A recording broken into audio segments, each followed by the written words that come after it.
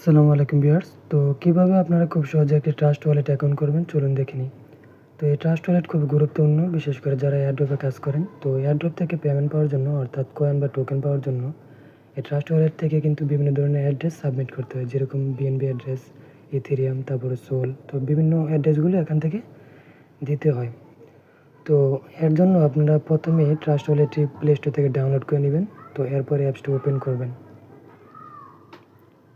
এরপর gate স্টার্টে click করবেন। তো এরপর এখানে যে প্রথম অপশনটি আছে ক্রিয়েট নিউ ওয়ালেট, এখানে ক্লিক করে দেবেন। এখানে ক্লিক করার পর প্রথমে যে অপশনটি আছে সিক্রেট প্রেস, তো এখানে ক্রিয়েটে ক্লিক করে দেবেন। তো এরপর আমরা ব্যাকআপ ম্যানুয়ালি নিব, অর্থাৎ আপনারা এখানে ব্যাকআপ উইথ গুগল ড্রাইভ দিয়েও করতে পারেন। তো আমি এখানে ব্যাকআপ ম্যানুয়ালি দেখাচ্ছি, তো এখানে ক্লিক করে দিব। তো এরপর আপনারা এখানে টিক মার্ক দিয়ে দেবেন সবগুলো, এরপর কন্টিনিউ দিবেন। তো এখন হয়তো বা আপনারা স্ক্রিনটা ব্ল্যাক দেখতে পাচ্ছেন, এর কারণ হচ্ছে এখানে কিছু সিক্রেট প্রেস শো করছে, যেগুলো এখন স্ক্রিনশট নেওয়া যাবে না বা স্ক্রিন রেকর্ডিং করা যাবে না। তো আমি এটা মিনিমাইজ করছি, তাহলে আপনারা দেখতে পারবেন। আর এগুলো হচ্ছে একটি অ্যাকাউন্টের মেন চাবি। তো আপনি এগুলো অবশ্যই খাতার ভিতরে সিরিয়াল অনুযায়ী লিখে রাখবেন, ঠিক আছে? যদি কোনো কারণে আপনার ট্রাস্ট ওয়ালেটটি ডিলিট হয়ে যায়, তাহলে আপনার এই কোডগুলো যদি মনে থাকে, তাহলে আপনি এগুলোর মাধ্যমে আপনার অ্যাকাউন্টটি ফিরে পাবেন। তো আপনি রিকভার করতে পারবেন এই অ্যাকাউন্টগুলো, এগুলোর মাধ্যমে রিকভার করতে পারবেন। আর যদি আপনার এগুলো মনে না থাকে এবং আপনি ভুলবশত কোথাও লিখে না রাখেন, তাহলে আপনার অ্যাকাউন্টটি যদি ভুলবশত ডিলিট হয়ে যায়, অর্থাৎ ট্রাস্ট ওয়ালেট অ্যাপটি যদি মোবাইল থেকে ডিলিট হয়ে যায়, তাহলে আপনার অ্যাকাউন্টে থাকা বিভিন্ন ধরনের অ্যাসেট, যেরকম টোকেন, কয়েনগুলো কিন্তু আপনি কোনোভাবে এগুলো ব্যাক করতে পারবেন না বা ফিরে পাবেন না। তো এগুলো অবশ্যই সতর্কতার সহিত এগুলো কোথাও লিখে রাখবেন।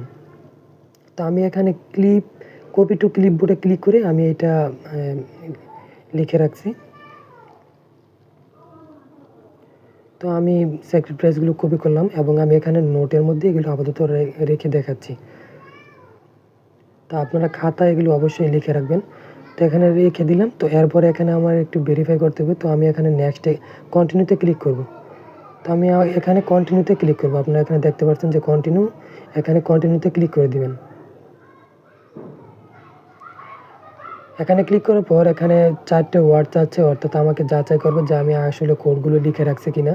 তো এখানে প্রথম ওয়ার্ডটি যেটি, তো প্রথম ওয়ার্ডটি আমার এখানে সিলেক্ট করতে হবে।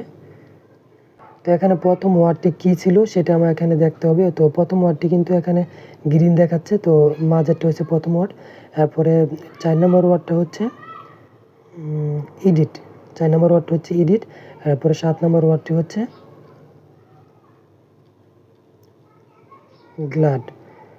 এরপরে 10 নম্বর ওয়ার্ডটি হচ্ছে সাফার। তো আমি দেখে নিয়েছি। তো এগুলো আমি জাস্ট এখন টিক মার্ক দিয়ে জাস্ট এগুলোর উপর ক্লিক করলেই আপনার ওয়ার্ডটি অটোমেটিক বসে যাবে। এরপরে আমি এখানে কনফার্মে ক্লিক করব।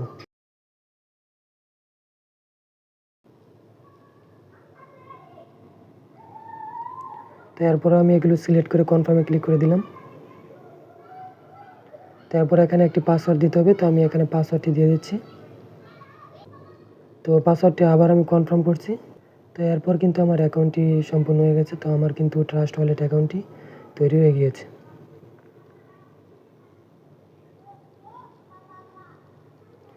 তো আশা করছি বুঝতে পারছেন আপনারা কীভাবে ট্রাস্ট ওয়ালেট অ্যাকাউন্ট করতে হয়। আর এখানে আমরা যখন এয়ারড্রপে কাজ করি, তখন বেশিরভাগ ক্ষেত্রে আমাদের এই বিএনবি অ্যাড্রেসগুলো সাবমিট করতে হয়। এরপরে ইথেরিয়াম আছে, তারপরে সোল আছে, তো আরও বিভিন্ন ধরনের অ্যাড্রেস এখানে অ্যাড করা যায়।